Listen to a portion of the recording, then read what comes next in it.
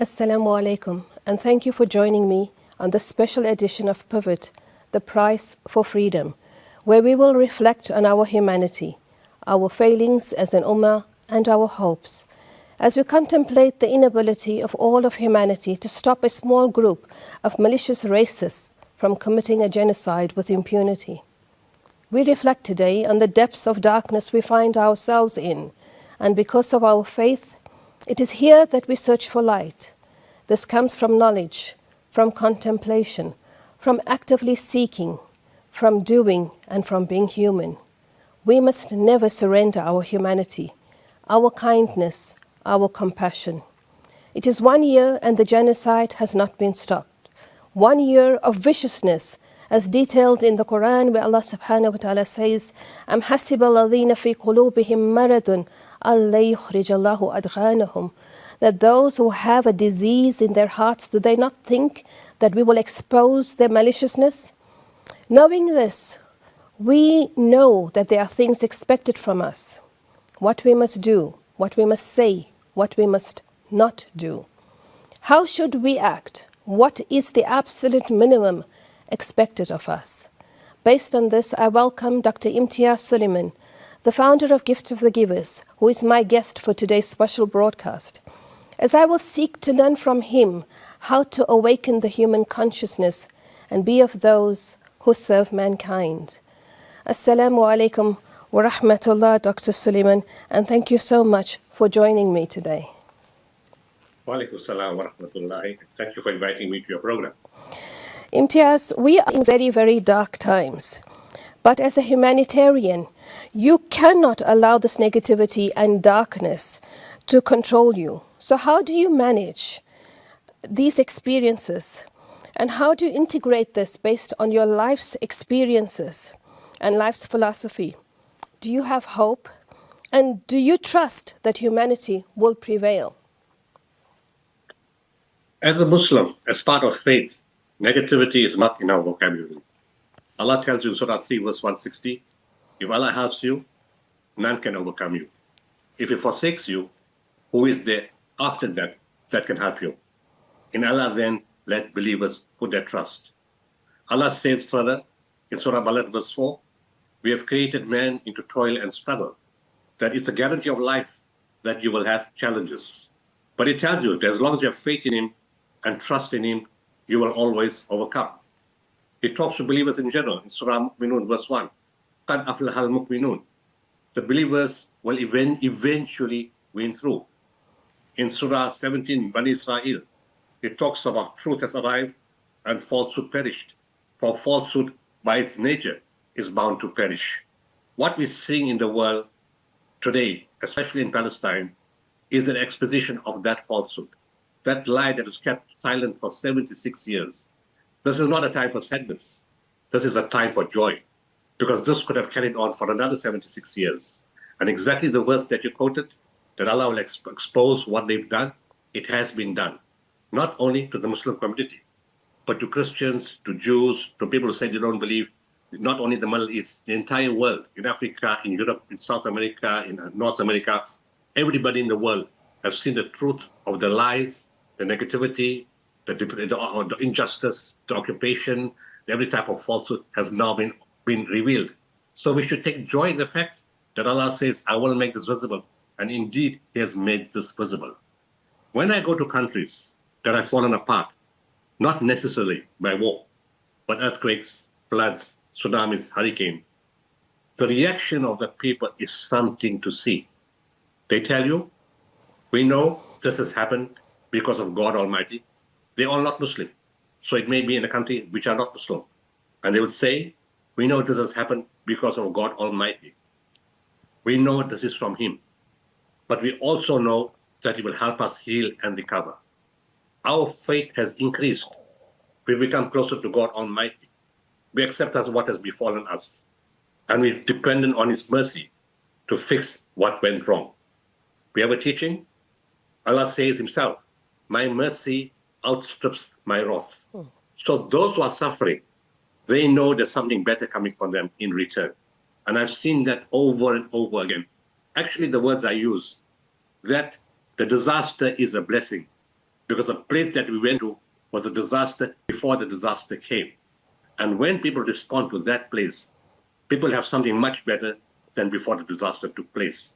So in every type of travel, there is hope because you see humanity coming forward. You see people who say they don't believe in any religion being first in the front to help people. And we need to make a distinction between religious law and spirituality. Everybody may not follow a religion, but every human being, in essence, is born with spirituality, which is a love for humanity. Of course, you get exceptions like what you're seeing in the Middle East right now. So basically what you have really highlighted is the essence of Inna ma'al usri yusra, that verily with every difficulty there is relief.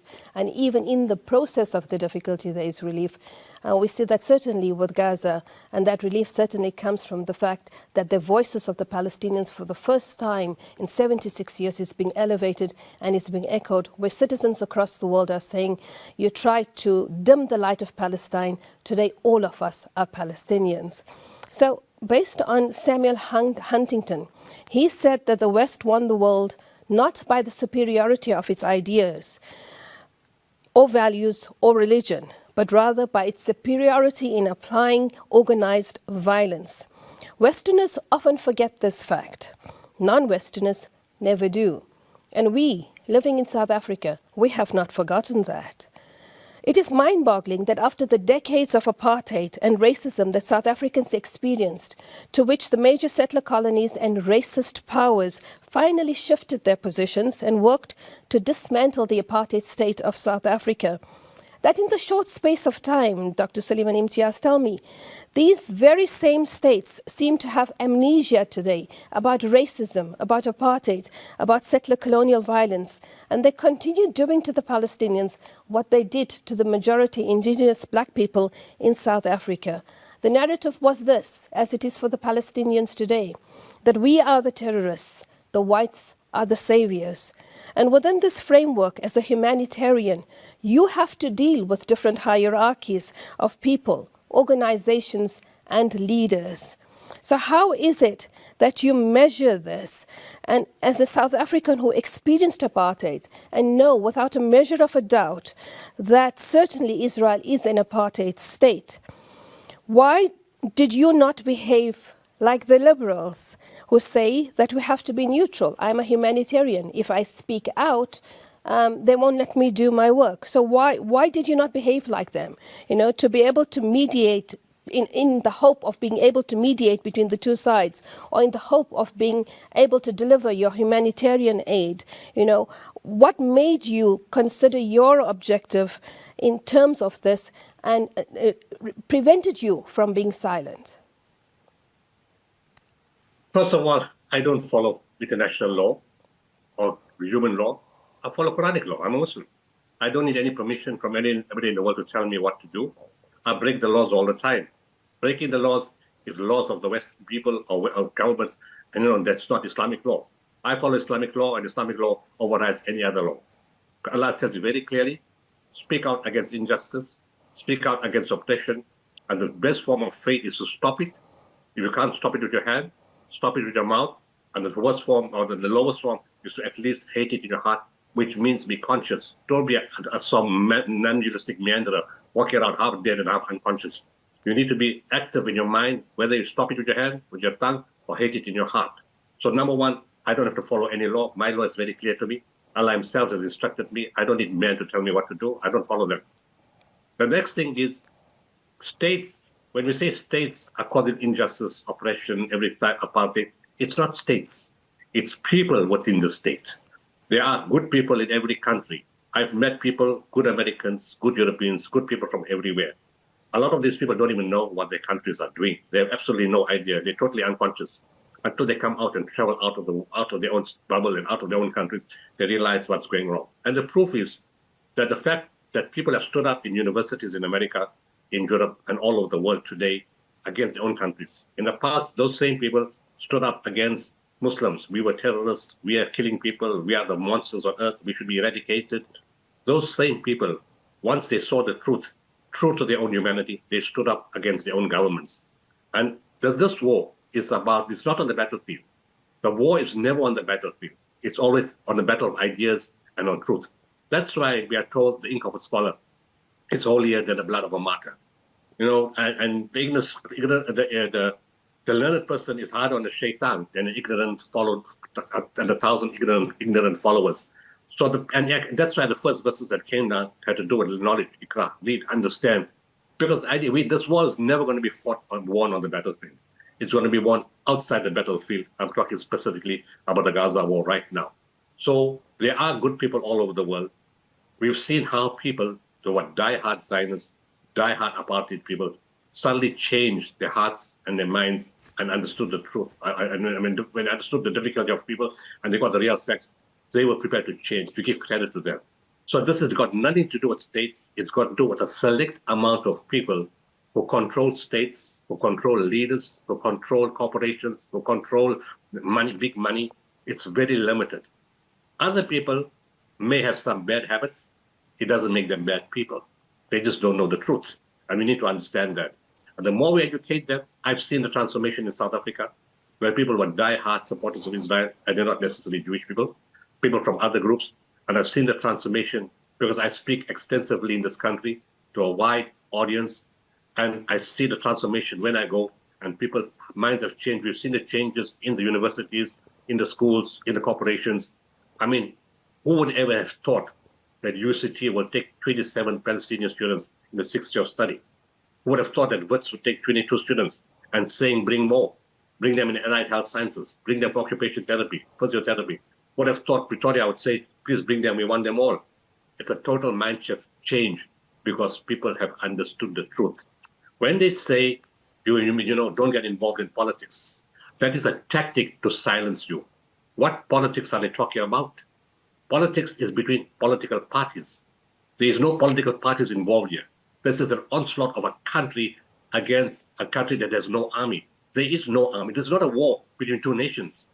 It's a war between, it's an attack by an organized government, the fourth largest army on earth, with the support of American people, government, people within the American government, because all don't agree with this, people within certain governments in Europe, Zionist money and big corporation money, against a group of people who are not an army. There's no tanks on both sides. There's no planes on both sides. There's no heavy artillery on both sides. There's no navals on both sides.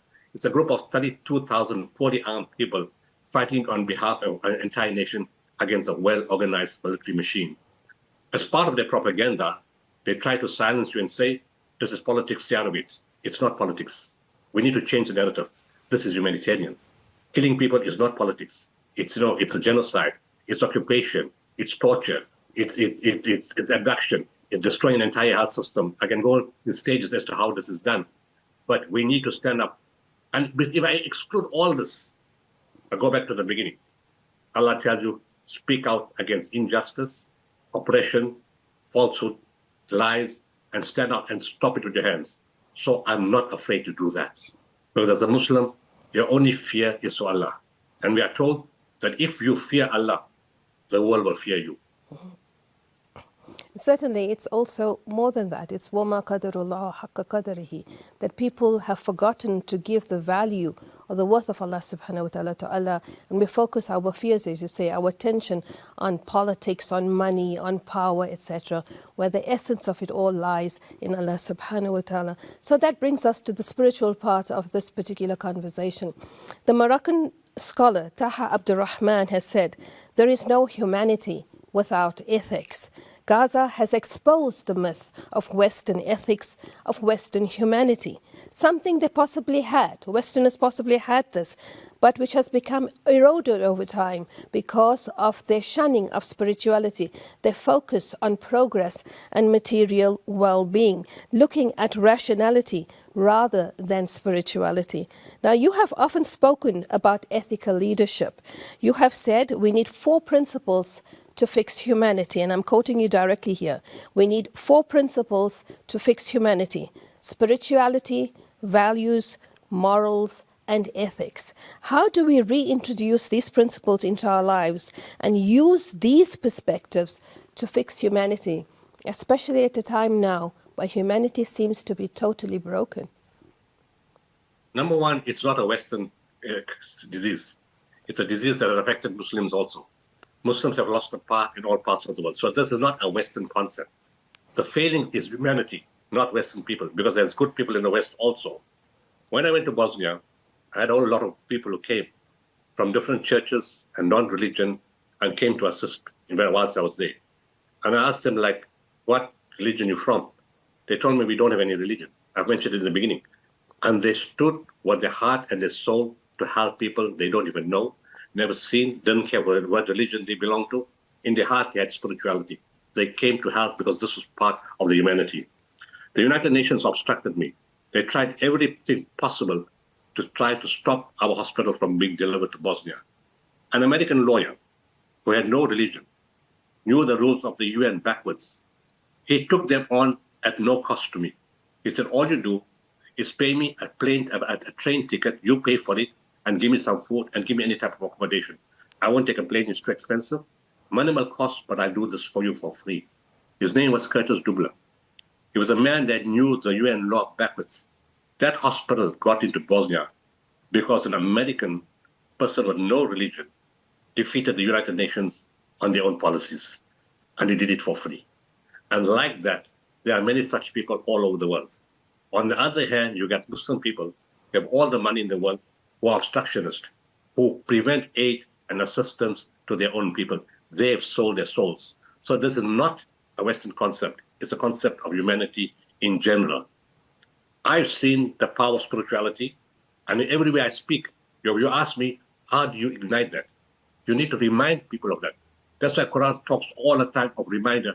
We don't understand the verses until they come into action. We say, you keep saying, remind the people, remind the people, remind the people. And now I understand what it means by remind the people. Because when I speak about spirituality, because wherever I go, they ask me to talk about South Africa, a failed state, which is not a failed state, obviously. And when I finish off giving them all the points about why it's not a failed state, and I come with a spiritual concept, by the end, when we ask questions, nobody asks me any questions about a failed state. They don't worry about it anymore. They said, we want to know about spirituality.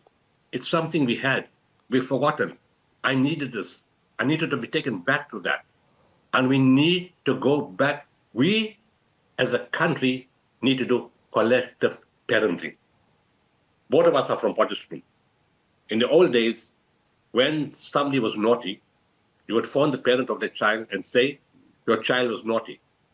The parent will tell you, why didn't you slap the child? Or give the child 2 shots. I don't mean corporal punishment. It's a gentle knock, shot on the back or in the arm to say, my son, my daughter, you did wrong. The parents used to say that my child is your child is my child.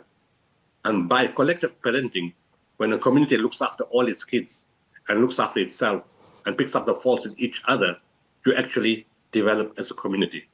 Today, they try to tell a man or a woman that your son or your daughter is naughty. They tell you, shut up, got nothing to do with you, stay out of it, it's not your business. Ego has overtaken, reality, reason and rationality. We need to break the ego. The Quran talks about humility all the time. We need to be humble. We only cry when it's too late, when the damage and disaster is done. So as a direct answer to your question, we need the priests, the rabbis, the pundits, the imams, the parents, the teachers, every profession, doctor, legal, to have this honesty and integrity in them, that humanity is number one. Last week, I spoke at a medical, 2 weeks ago, I spoke at a medical conference, an anesthetic society of South Africa. When it came to question and answer time, and I finished answering all the questions, one of the guys got up and said, if we appoint you the dean of all the medical schools in South Africa, what would you teach? I said, of course, common sense used to teach medicine. But other than that, what I would teach more than medicine is compassion. Because medicine without compassion becomes a dead field, especially when you're dealing with life and pain and suffering. In the same way, all over the world, as part of religion, we need to go back to the values. Respect your parents. Don't be dishonest. Don't lie. Show care and compassion for each other. It starts off small. You start off the small things. Don't be idealistic. Be realistic. You can't change everything overnight. We couldn't change Palestine in 76 years, but it's not going to take another 76 years to fix what has happened now. That 76 years is gone. It's going to be very, very soon that day you're going to be free. It's a slow process, but the Prophet said, Sallallahu Alaihi Wasallam, whatever you do it small, but be consistent. So let's start in our homes. We can't tell a child, you mustn't gamble, but you sit in a casino. Don't tell a child, don't lie, but a child sees you lie. You tell a child, be charitable, but you're miserly and you can't take out money. You have to be the example. We don't need the words. We need the example. And we need it not as a Muslim, because Islam is not for Muslims. The Prophet didn't come for the Muslims. He never came for the Muslims. He came as Rahmatan lil Alameen. He came for all creation. And that's why when we do something, we have to be inclusive, because there's no other God that created other people. We're all created by the same God. So, we need to embrace everybody, help everybody. It's not about Muslims. It's about humanity. A child suffering, whichever religion or no religion, is a child suffering, and that parent suffers with that child. So collectively, we got to do this and encourage each other. In our workplaces, we work with different religions, different cultures, no religion. And once we start teaching these kind of values, I've seen it. I've done 189 talks last year.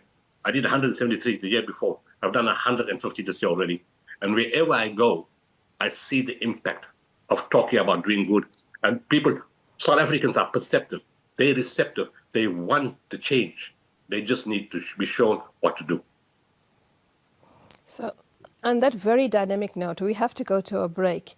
And when we come back, I want to just pick up this conversation to start with South Africa, to ask you now, do you believe that by South Africa taking this case to the ICJ, that we in fact have shown that these values exist in our country and that we are willing to change, to do better, to be better, considering our history? But we'll raise that after the break. Evil to the hate, to the lies they create. Palestine will be free. Palestine will be free. Assalamu alaikum and welcome back to the second segment of a very special edition of Pivot on the Price for Freedom with Dr. Imtiaz Sooliman. So before we went on to the break, Imtiaz, I asked you this question about South Africa. Do you think South Africa has made that position now? Of course. Again, the naysayers or the analysts or the guys that want to defeat or block those people who say, why you say get involved in politics, it's not that you should stay away from politics, you should be a humanitarian. Those people who do the lies and the dishonesty try to deviate South Africa's case. And they said it's a political opportunism. That's why they're doing it. They're not doing it on principle. It's the dumbest story I've ever heard. South Africa won't give them the support for taking Israel to the court. It will be predominantly Muslims. So if it's just an election ploy, it's really a dumb ploy, because there's not like 20 million Muslims in South Africa. Their vote counts is not going to make a significant difference because our population is so small. The price to pay to take Israel to the ICJ was way too high to benefit from a couple of thousand votes from Muslims. We lost 1 trillion rand in 5 days. Our rand tanked. People tried to cut us off and put political and economical pressure on us. And our government still stood strongly. They've been consistent since last year, since October 7th.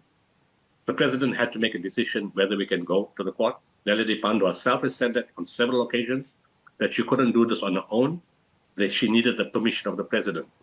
People then try to say the best president will not stand by it, he's controlled by other groups and he won't do it, and it's just a game. He's been consistent in his messaging, and he came out very strongly in the UN last week, again, speaking around Heritage Day, speaking about the fact that Israel is acting with impunity and they should be taken to the ICJ, and this is a genocide. This is the word nobody wants to hear, of those supporters of Israel. He stood out, Naledi Pandor stood out, Ronald Lamola stood out, the ANC stood out, other people in government stood out, other political parties stood out. But yet, of course, government pre-29th May was the ANC. And the ANC has taken a strong stand within its own structures on a simple process. It's a matter of principle. But I've seen how Yasser Arafat had Aziz Pahat in 2002. I was traveling with Aziz Pahat, and I could have seen the love that they had for each other. And South Africa, from what Mandela has said, have stood by that principle that we are not free until the Palestinians are free. So don't let anybody put negative ideas into your head that this is an election ploy. This is a matter of principle. South Africa has just too much to lose for an election point. And elections are over now, and they're still doing it. And they're preparing a strong case for a submission again on the 28th of October. I know, because I'm talking to the legal teams. You know what I mean? They involved with me in some other matter. So I know they're going all out to prepare the submission for 28th October, and nobody is going to stop them or break them or to take them away from the path. By South Africa doing that, we've got to look at two issues. Number one, an ethical issue on principle, where nobody in the world expected a country, because we're from Africa. Now, if you travel the way I travel to disaster zones, Africa is a swear word. You're the backward continent, you're stupid, you guys have TB, HIV and AIDS, you have malaria, you have hunger, you are backwards, you can't make progress, you have the begging bowl, you ask for free things, you can't do anything yourself, you are corrupt. Corruption, dishonesty is all part of normal country principles. They've stolen our resources. They've raped our countries. They've corrupted our leaders. It's got nothing to do with us. It's what they've done to our continent. And they say all these things against us. A country that couldn't keep its lights on, stood in principle, was prepared to take a knock and go to the ICJ, something that a Muslim country should have done. Because Islam is very clear, as I said at the beginning, stand out against injustice and oppression. Where were the Muslim leaders? It took a non-Muslim country with a minute Muslim population to take the risk against countries in Africa, countries in Europe and the West, harm their trade deals, harm their balance of payments, and of course all types of import and exports and loose contracts and investment. They took it on principle. Now, when you do that, the first part I told you was principle and ethics. The second part, which is more important, is the prayer that you get from the oppressed. People mustn't forget the spiritual value. Whenever I speak, I tell them, irrespective of the politics, irrespective of the economics, South Africa will never fail. South Africa will never fail. Why? Because this is the guarantee of God himself, not to South Africa, but on principle. He says that when you take the prayer of the oppressed, when you take the prayer of the hungry, when you take the prayer of the one that has been injustice has been done to, when you take the prayer of the sick and those at hardship and difficulty, I answered that prayer. That is my guarantee. Hundreds of billions of people have prayed for South Africa during our intervention in 47 countries. But more than that, billions of people have prayed for South Africa because we took Israel to the ICJ. Our non-Muslim government has got more prayers from the whole world in one day than in the entire history of our country. We will never fail.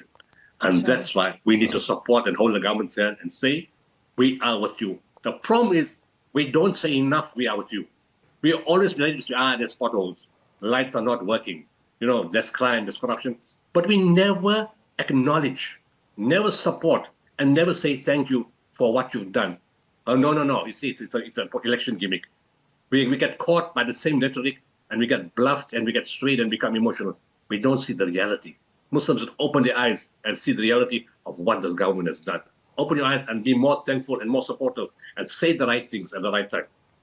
Imtiaz, there's so much that we need to talk about, and I appreciate that. Certainly, that was a very strong reminder about South Africa and about our own failings within the country and recognizing what it is that our government has done. But I want to come now in these very last few minutes that we have left to ask you about the role of Gift of the Givers in Palestine and Gaza. Since when have you been in Gaza? What is it that you have done in Gaza? And I mean, the violence that has been unleashed on the small enclave. You have seen violence in Bosnia. You've seen violence in other places. How do you understand this? Because it's not the first time. You were there with Operation Cast Lead. You came in through the Rafah borders. And now, most specifically now, has your aid been getting into Palestine, into Gaza? How are you getting your aid into Gaza? What is it that you're doing? Can you tell us, comprehensively about Gift of the Givers, South Africa, in Gaza and in Palestine? Well, we got involved in Palestine for the first time in the 90s. Al-Aqsa Foundation was created by us. And then we handed it over, and then we got in, and that was pre-Gift of the Givers. That was in 1991. It was pre-Gift of the Givers. And then, of course, instruction came to form Gift of the Givers, and we handed that over because we were not going to concentrate on one country only. We were not going to concentrate on Islamic causes only or internationally only. We were going to focus on our country and our people because charity starts with those next to you. But of course, we don't forget the bigger picture. So in between, we had ad hoc donations to Al-Aqsa Foundation, and they did maybe 50,000 rand, 100,000 rand, 200,000 rand. Our first big intervention was in 2002. When Aziz Part said, I want you to travel with me. They need some support. They need medical equipment. That was my first experience with Israel. They took 12 years, 12 weeks. They obstructed me every way to deliver those aids to the West Bank and to Ramallah. Eventually, we defeated them on their own game and on their own terms, and they had no choice but to allow the items to go in.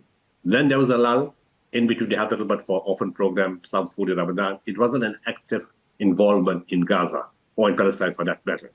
But in 2009, it's the first time that we took in a major intervention, and this time we went ourselves. Besides the 2002 where I traveled on this part, we never really went ourselves. But in 2009, we went for the first time, and we took in a team of 40 medical personnel. Of course, we assisted and we did. I'll come back to what we've done. In 2013, we then decided to open a permanent office. Those who helped us in 2009, we now had a medical coordinator. Everybody knows Dr. Malik. Dr. Malik was based in Egypt. I then asked him to come to South Africa and to join me, and he became our main person for the Middle East, for Syria. He helps in Yemen, he helps in Lebanon, he helps, in Gaza and everything related to the Middle East. He's a Palestinian, and he's an Egyptian also. He's got an Egyptian passport, so he's very valuable, and he's Arab, he speaks the language. So he started coordinating our activities inside Gaza. And so from 2013, we set up our own office. 2014, we went in again with medical team. That time we were blocked, we were obstructed. We could only take 10 people, and we couldn't take more. We started investing in different types of projects. Ramadan, Iftar, and Seri. Eid gifts where people could choose whatever clothes they want for Eid.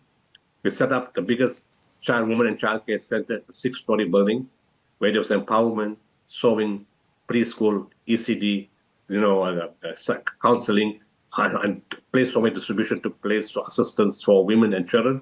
That building is totally destroyed in this war. We then set up desalination plants. We had 3 desalination plants. We had trucks. Water was taken to thousands of school children every day. Maintenance was paid by us. Then we set up the poor patient program. Patient who couldn't afford the hospital fees, we paid the hospital fees. 2 to 3 times a year, we should send in specialized teams to do kidney transplants. Kidneys are a big problem inside Gaza.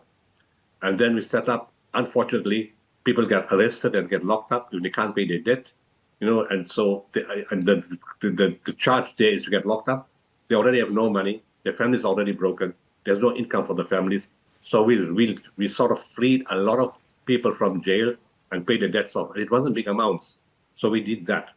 Then we were given a clinic, a health center was put up by an Algerian NGO. They couldn't run it. They handed it over to us. We took over the total funding and the running of that healthcare facility. And then next to that facility was a school called the preschool of Khuza. We started supporting that preschool to some extent. Then, of course, we got involved. Houses got damaged, not necessarily through war, but through floods and other types of bad weather situations. We started repairing houses. We upgraded equipment. We put in like fridges and stoves and those kind of items in different houses. We paid for school fees. Then we started supporting the students at university, predominantly medical students, as bursaries to go and study and finish their course. And we gave clothes for winter and whatever other odds and ends they were to do. We did that. Then we started increasing the Qurbani program in Palestine. It's very expensive for animals there, but we did that. So we did a range of different things inside Palestine, and it was expanding the programs. When we had supporting 50 patients, now we support 100 patients. We're supporting medical students now during the war, how to learn, and to in terms of giving them some kind of funding. And then we were paying the assistance during the war because a lot of people got killed. And a lot of assistants got killed. So we started paying new assistants. In the war itself, when the bombs happened, when they went in on 7 October, when the Palestinians came on the Israeli side, I instructed my teams immediately to prepare for an all-out war. That Netanyahu is going to go totally insane and is going to bomb the hell out of you guys. Start buying supplies from the different warehouses, from the different companies, and start getting ready to distribute. Buy the medical equipment, what's necessary, the hygiene packs, what's required, and get ready to serve the hospitals. They did exactly that. We started supplying medicines, wheelchairs, hygiene packs to the hospitals and clothing for patients who came there. Remember, they were bombed and just brought straight to the hospital. They needed support. So we started doing that. We started putting fuel in the ambulances. And when the lights got cut, Palestinians came and from their cars took out fuel and they gave us a generator so we could run the desalination plants on the generator and the fuel. But to save fuel, we stopped using our trucks. We started using donkey carts because those don't take fuel to deliver water. We delivered food parcels. That's another thing we do. We delivered food parcels. We provided hot meals.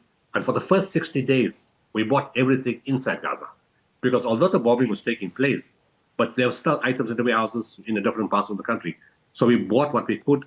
But within the first week, by day 7, my teams already told me this is a genocide in the making. They're destroying everything. We've had many wars, but nothing like this. They're going all out to destroy everything. And they already said it on day 7 when the war started.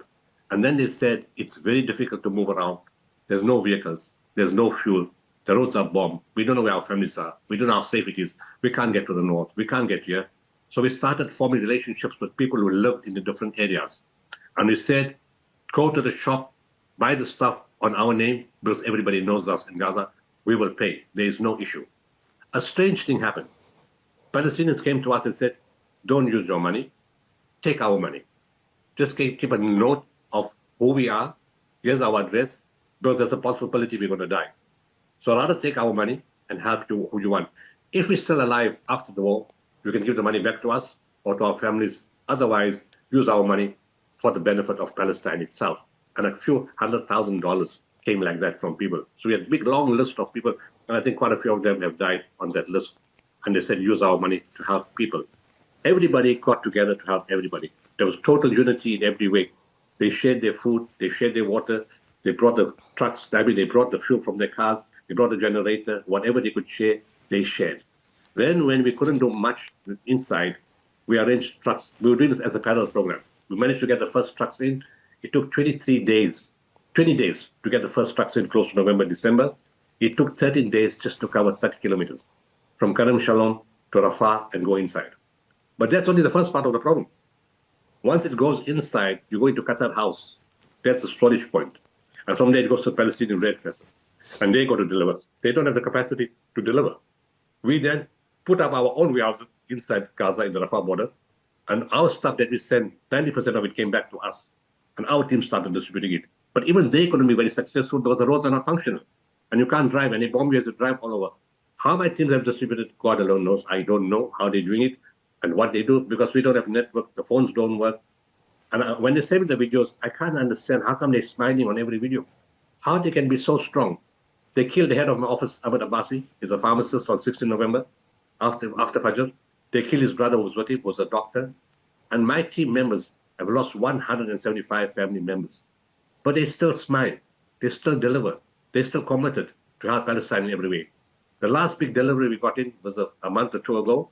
Aspen, Stavros in South Africa gave us $250,000 of medication, which some are from Jordan, got inside Gaza. In between, we get some stuff, but nothing to shout about, nothing to be happy about, small amounts of items. In between, some commercial business take place, and if we can buy stuff, we buy. We manage to buy stuff in the north, in Gaza, in other parts. When we can buy, we buy. But it's nothing compared to what, as gift of years, we have the capacity to do. Then, of course, when they sealed Rafah, we managed to buy wood inside Rafah. We managed to buy material, and we started setting up 10 villages. Right now, we've got clinics, we've got medical people treating patients with simple conditions. Because you still have asthma, you still have high blood pressure, you still have diabetes. We managed to get stuff. We're paying for the medical students to study inside who can study. We supporting doctors. We're upgrading some of the desalination plants. We are upgrading some of the hospitals. And when you say upgrade, it's not in the normal conventional sense, because there's no equipment. Whatever you can do, an upgraded hospital means the rubble has been moved from one room to another room. The window is partially repaired. The lights work, 2 lights work, the other 3 don't work. It's that kind of repair, because you can't do anything more without infrastructure, without materials, without resources, without builders, without working, without getting bombed. So to the extent we can do it, it's not in a normal sense. But every progress, 1% is better than nothing. In addition to that, we're supporting Palestinian families outside. And the Egyptian government has put them in 3 buildings on the Egyptian side of the Rafah border. We're supporting those families. We're supporting students inside Egypt, medical and non-medical. They allowed us access to some of the patients in hospitals. We gave them some support. We're putting up an ECD on the Egyptian side of the Rafah border. where Palestinians are now can send their kids. We paid the Palestinian teachers to take care of their own kids in ECD. Also, it's in the Sinai. There's Egyptians who have been dumped in the Sinai. We're taking care of those Egyptians, which has helped us build a good rapport with the Egyptian people. And whilst we were doing that, of course, we were supporting the Sudanese refugees that came from Sudan and Aswan. We were doing that. And then, of course, the other way of supporting them was to bring 27 students to UCT, 22 to WITS, 10 will come from Norway to Pretoria in the new year. We already made arrangement with UWC to start taking the first few dental students, and then we'll expand the others, the other disciplines. And then, of course, we're funding a computer system which has all the syllabi from year 1 to year 6 on the computer system. And in that computer system, 2,026 students from Gaza who are trapped in Gaza are now learning medicine online, and we're funding that system. We have 200 medical guys on standby to go in. We've got about 35 psychologists ready to go in. All the things that I mentioned, we can expand the program. We can take more aid in, and what we get in, when we get in, we try to get in as much as possible, but it's negligible compared to what's required. SubhanAllah, that is phenomenal. But in this last few minutes, I want to ask you now, for those who are watching this today, and they say that how can we contribute to Gift of the Givers? What is the best way to contribute to Gift of the Givers? Because obviously we do not have the capacity nor the ability to take the aid into Gaza ourselves, or even to transfer the monies into Gaza ourselves. You have recently launched a particular project with Old Mutual, a fund. Can you tell us a little bit about that, and what's the best way to assist Gift of the Givers to assist the Palestinians? It's two different things. The fund is one separate matter altogether, and to assist Palestine right now is straightforward. To assist them is cash. We know how to move cash. We know how to buy goods. We know where to get it. And I need to extend that support right now for Lebanon also. I was with the Lebanese ambassador yesterday. We've already done our first delivery inside Lebanon. We're not specific about helping Muslims. We have Christians, Muslims, people of no religion. It doesn't matter to us. It's all about humanity. We have the Syrians in the refugee camps. That's in Lebanon. We have the Palestinians in the refugee camps inside Lebanon. We have Lebanese citizens in Lebanon. We work with the government, with their hospitals, with their people. We're making an arrangement where we will try to get medicines in Turkey and Cairo, and maybe flight from here to Cairo or to Turkey. The Lebanese government is making arrangements to send their planes to fetch the medicines. Our people are on the ground. We have teams on the ground. Our teams will then go with the government representatives to the different hospitals. We've got 2 containers of milk powder already, cereal inside the port. We're waiting for that thing to get freed so we can distribute to the people. So how can people help? Help for Gaza, West Bank, and Lebanon. It's humanity all across. They need the help. The more we help them, the more resilient they become, the more they can withstand Israeli aggression in the West Bank, in Gaza and Lebanon. To break the Israeli aggression, we need to support the people that are being bombed to give them the resilience. The more resilient they become, the more irritated and frustrated Israel is going to be. I told you, it's about the mind, it's about mindset change and taking it on and frustrating them. The best way to frustrate them is to keep coming back with resilience. So support it in a big way, and let's encourage those people so they don't get demoralized. They keep standing up. We need to support them with all the humanitarian aid we can do. The other thing is what I spoke about in the beginning, mindset change again. Speak to the people, speak to your friends. And don't talk to Muslims, they know what's going on, it's a waste of time. You don't preach the converted. No point having a big rally of 1,000 Muslims comes. They know more than you about what's going on inside Gaza. It's a waste of time, it's a useless exercise. Spend more time on speaking to people of other religions and other faiths and show them the truth of what's going on and win more people over. I've got Christian people, I've got mixed medical teams, people collecting support, supplies, educating their people, churches coming outside. We brought Reverend Mount Isaac. Well, the churches brought him and we hosted him. He's from Bethlehem, and he's teaching the public about what's going on inside. He's outspoken. He just won an award 2 days ago, the Reclaf Award from the Christian groups for his stance. I've offered to bring him to South Africa as a host, as a guest of Gift of the Givers, to talk to everybody in South Africa. He's going to come in 2 or 3 months' time. This is an outstanding Christian priest who speaks on Palestine with such passion. We took him to Gateshead Mosque in Cape Town. He started quoting the Quran fully in Arabic, and people were stunned because he's an Arab. The Christians, but the Arabs, so they know the Quranic verses. And so people like that, we need to support, and we need to change the ideas. So educate the people, but you've got to be educated yourself before you can educate other people. So do that. In terms of the Old Mutual Fund, it's an investment fund. The money belongs to you. It doesn't come to us. It's still your money. You can take it out whenever you want. But the returns of your money come to us. So if you got surplus cash and you want fi sabilillah, you got 100,000, 200,000, 50,000, 1 million, you park it off there. And the returns on that money don't come to you, it comes to us. But at any time now, your business got a problem, your kids need to study, there's a wedding taking place, you give notice, you can take that money back. So whatever returns you had, we got it. But also to remember, the Old Mutual have now agreed to waive all charges on that fund. So that fund is virtually zero charge. So all the benefit of the money comes to us. We thank Old Mutual for that partnership. I think we're the only NGO in the world that's got our own fund called the Gift of the Givers Life Fund. And Old Mutual, a big company, has decided to partner us. They're spending money on advertising. They're marketing their fund. And if people got maybe in estates, you understand, in your estates, if you put money towards us, we can invest that money for you in this fund, which can then be a permanent form of sawab jariyah for you. If you don't give money now, in your world, consider 50 grand, 20 grand, 30 grand, whatever. It will be a permanent investment for you, till the day that fund dies or we die. So Jazakallah khair for that, and I'm sure that we'll put out some notifications as to how people can access that, or they should just look out for it on the Gift of the Givers website. But we've come to the end, and I just want to say that inshallah, may Allah give you the strength to go forward, to do more than what you have been doing, and that people begin to realize that there is more work that needs to be done than there are people who are doing this kind of work.